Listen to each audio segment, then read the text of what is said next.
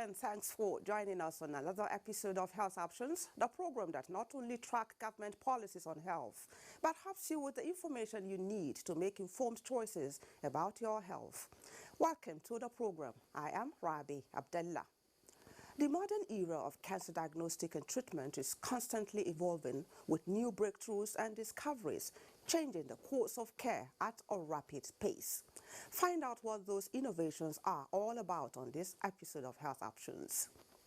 Cancer remains a major source of morbidity and mortality globally.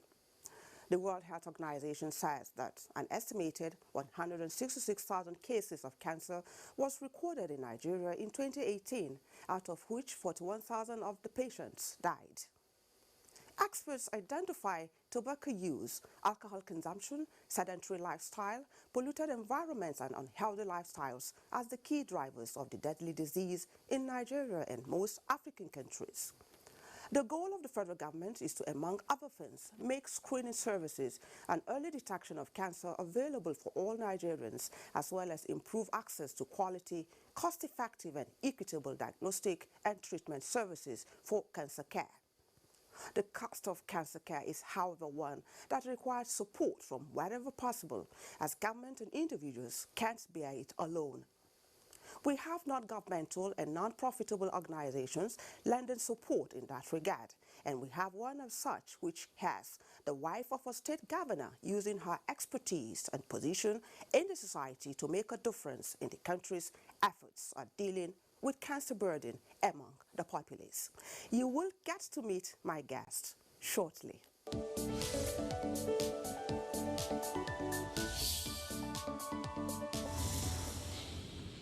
This is Health Options, and as we discuss cancer care and support in Nigeria, I have the wife of the Kebbi State Governor and founder Medicaid Cancer Foundation, Dr. Zainab Shinkafi Bagudu, as my guest.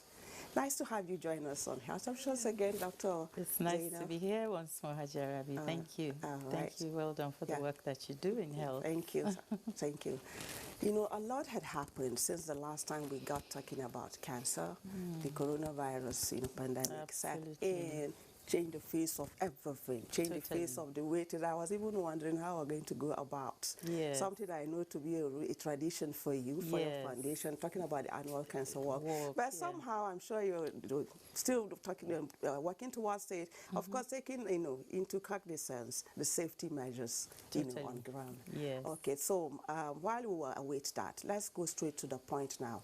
The mention of cancer. Cancer remains a public health burden that it's a global one, and I don't think there's any country that could say they've really tackled cancer within its domain completely.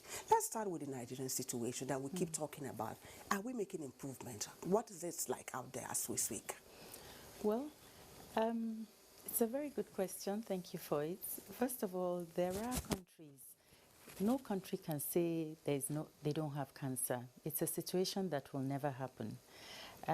Because diseases are part of the continuum of life. You are well, you're sick, there is death, and that is how life is.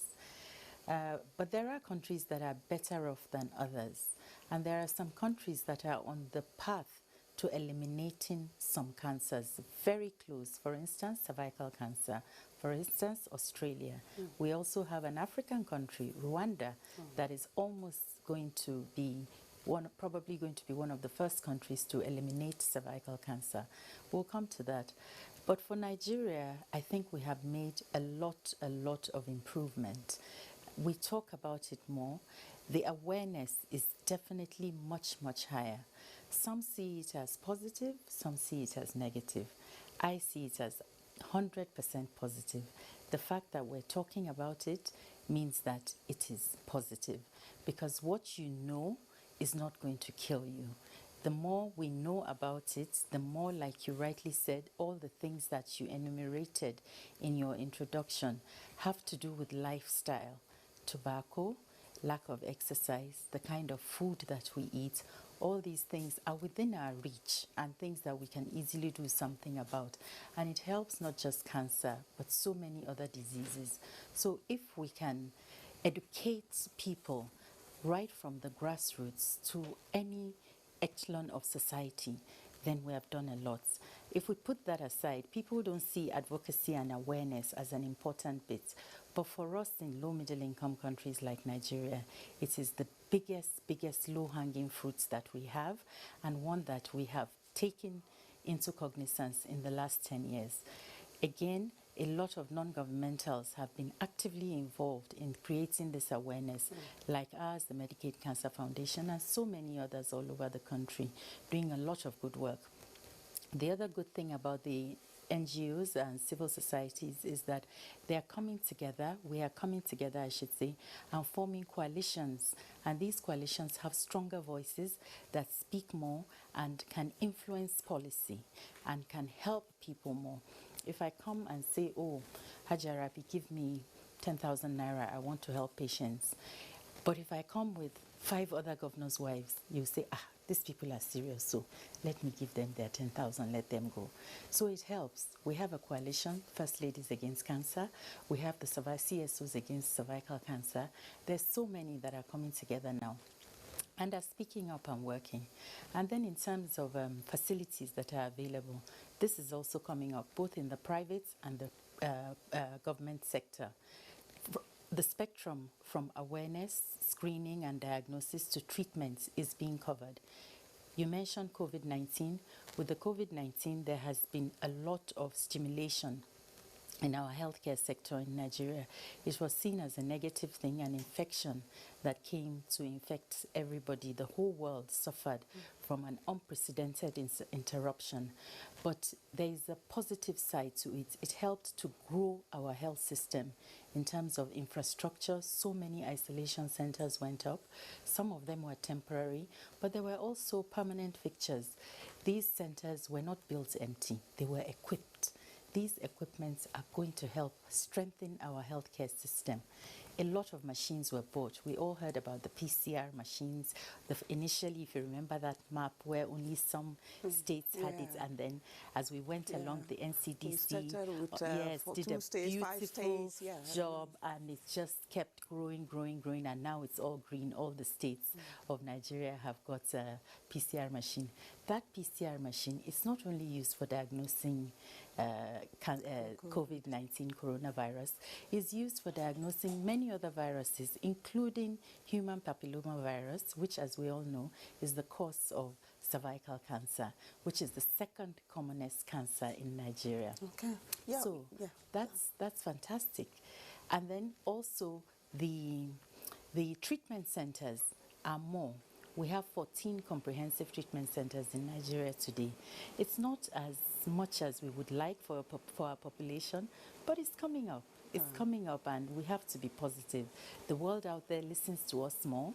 We have more international positions where we can go and make our case. So it's not as bad.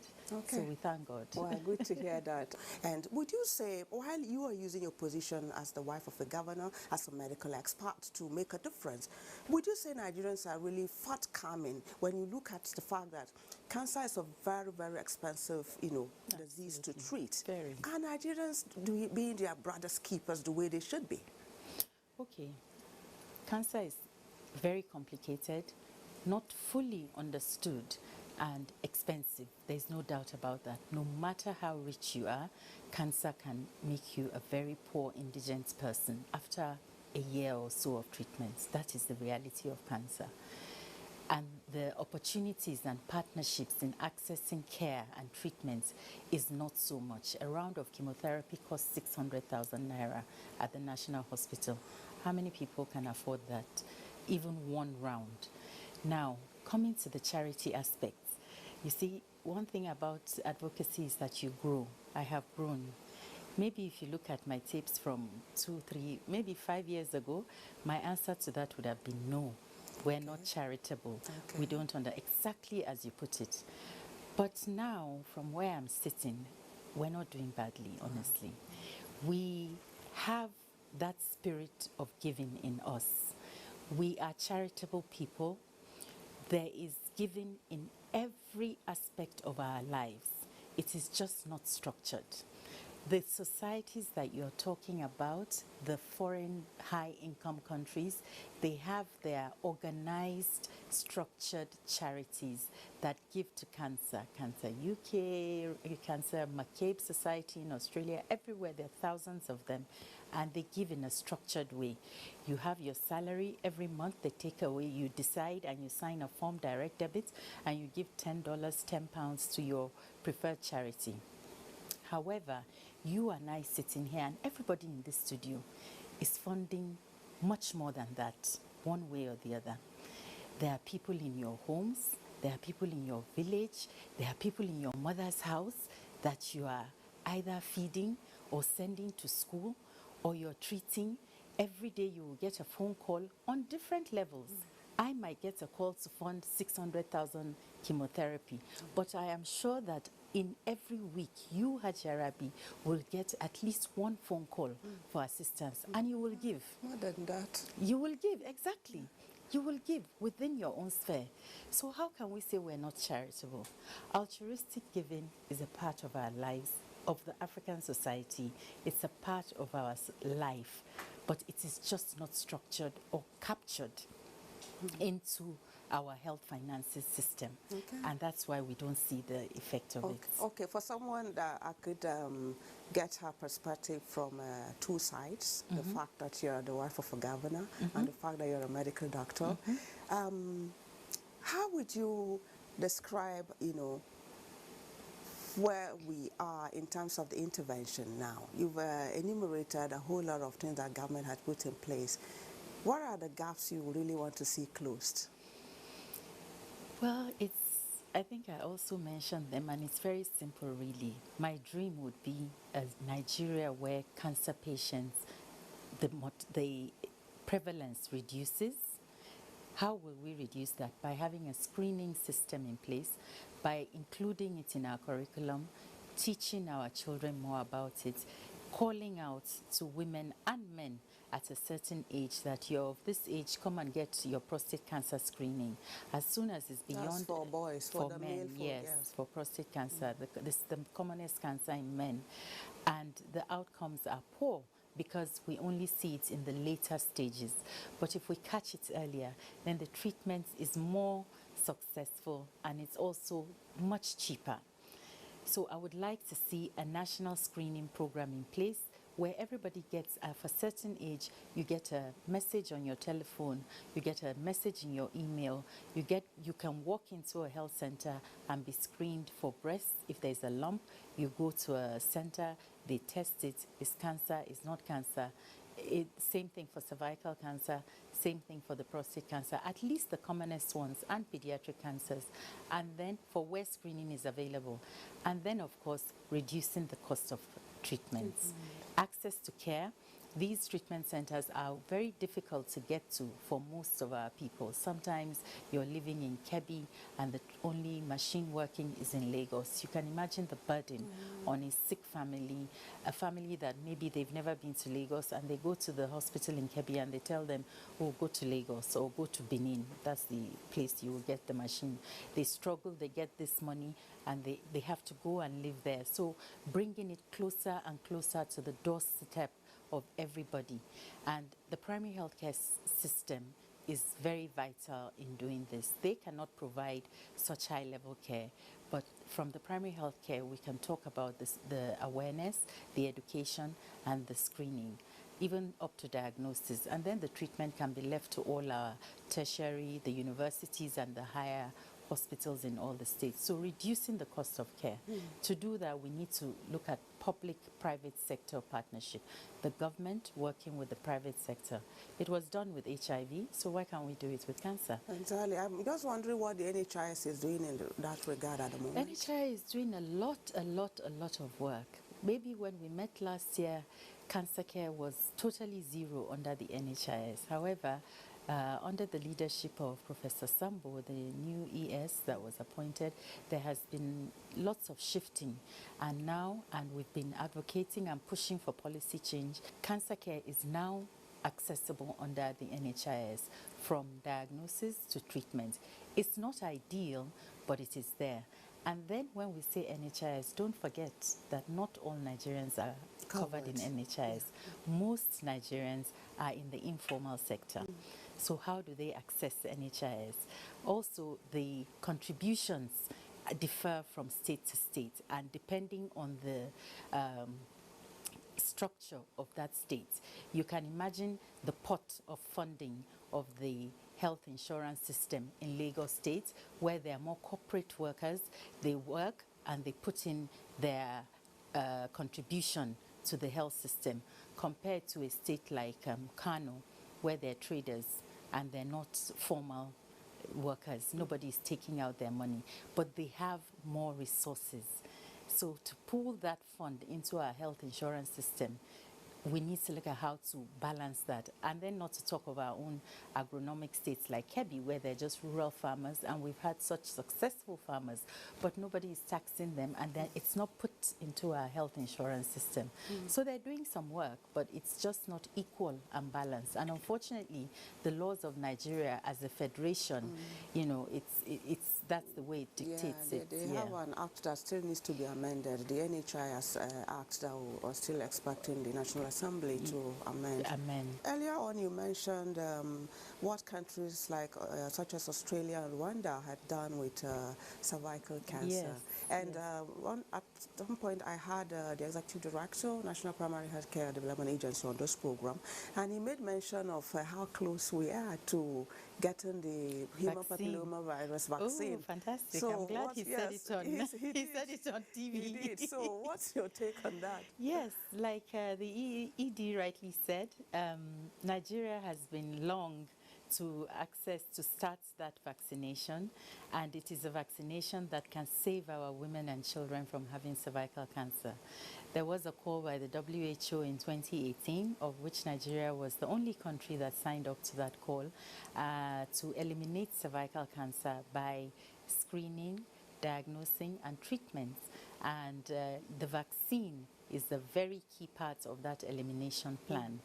The call to action went out, and I think on the 17th of November, the next month, there's going to be a global launch of the whole thing. It's already been adopted. It's good to have these things because it gives more publicity, and the countries and everybody is involved. And Nigeria is fully involved, like you heard from the ED. And the MPHCDA has also decided to start giving the human papillomavirus next year. We're not sure when. With the disruptions caused by COVID, there might be a delay, but we've been promised that it will start next year. We agree it's expensive, it's not available, but Nigerians women deserve the chance to live as well.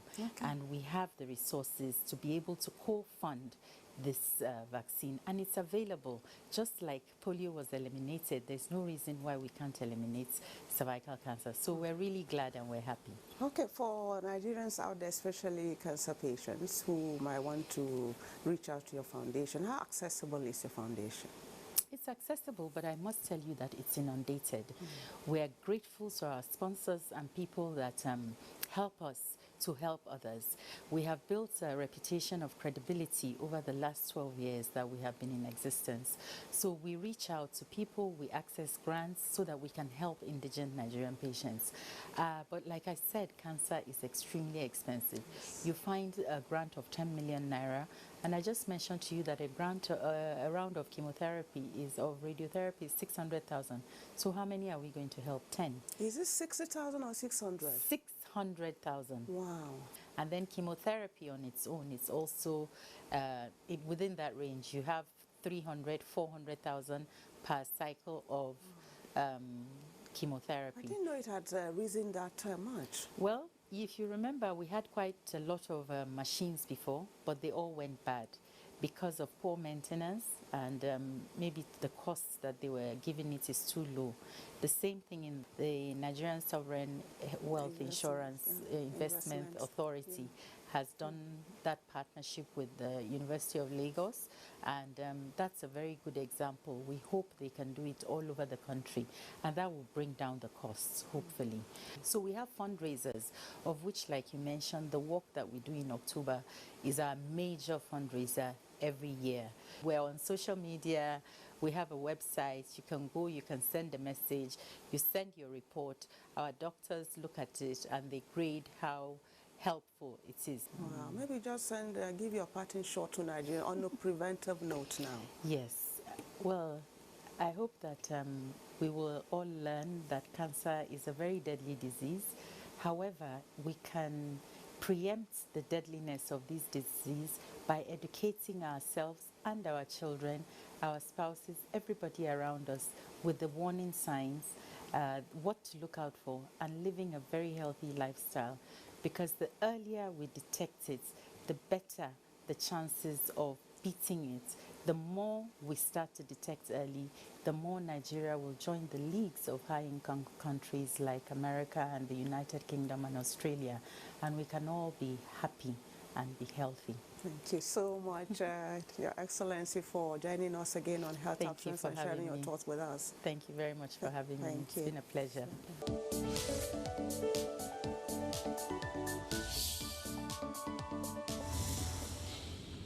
Up next is our complimentary segment, and today we bring you the innovations in cancer diagnostic and treatment.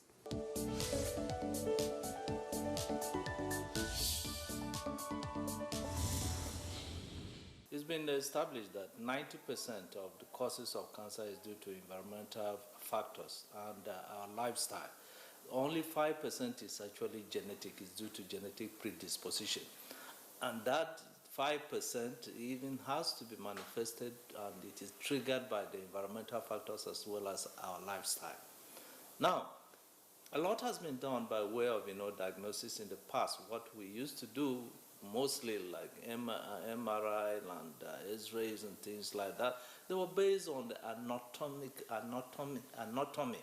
That is to say that the cancer has to develop to a certain size before the diagnostic equipment will pick it up.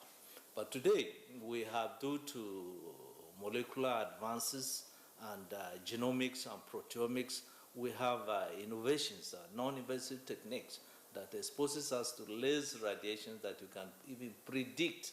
Not only diagnose that you have cancer, but you can predict that you are likely to have cancer down the line in the next 10 years. Some of those tools include, tomography. Tomography is what we call the test of physiology. Test of physiology is based on heat detection. We've come to understand all about disease is about exacerbated inflammation. So areas of inflammation, the tomography can pick it out and be interpreted by, experts. Take, for example, as I say, tomography can pick cancer 10 years earlier than what mammography would pick. That is one diagnostic tool that we have, and I'm happy to announce that we have it here in our center at In-Country Medicare in Abuja. We also have what we call the DNA testing. The DNA testing, we've just acquired it, 2 weeks ago, is actually a robust test that actually takes care and diagnoses the risk of even developing, that your genetic composition can predispose you to coming down with, cancer. Another tool that we have is also based on biofeedback. That is our UnderMed. UnderMed is it's a very powerful diagnostic and treatment tool that we use in energy, medicine. UnderMed goes in and it works based on detecting electromagnetic, frequencies and the amplitude that changes. Using the radial pulsation, you are able to scan the body, and then UnderMed will pick trouble spot areas. And once it picks those areas, it will even diagnose and tell you the condition. From the urine, we can test your risk of developing cancer even in 2 years' time. It is based on a particular hormone, that is the pregnancy hormone, known as the human chorion gonadotropic hormone. You can use it for both routine checkup and also for, assessment of, the response that you are giving to your patients in terms of, treatment. So all the tests that I've mentioned, it is only UnderMed that actually diagnoses and treats at the same time. Yeah, UnderMed does that. But the other tests that I have mentioned, that we all have them available here, they will just give you the results and tell you where you are. in your cancer status.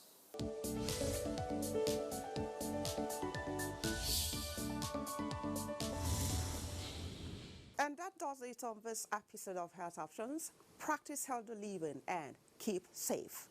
A quick reminder also that you can go to our YouTube channel to watch the upload of these and other episodes of the program.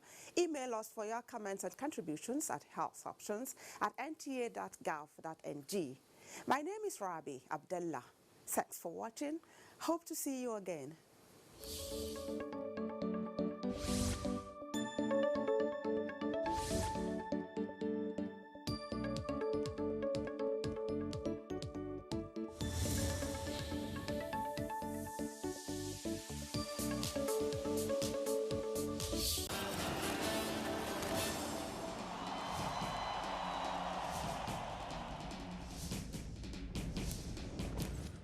Issues in the sports sector remain one of the most debated among Nigerians due to the passion, followership, government involvement, impact on Nigeria's external image and our national life in the sports parliament.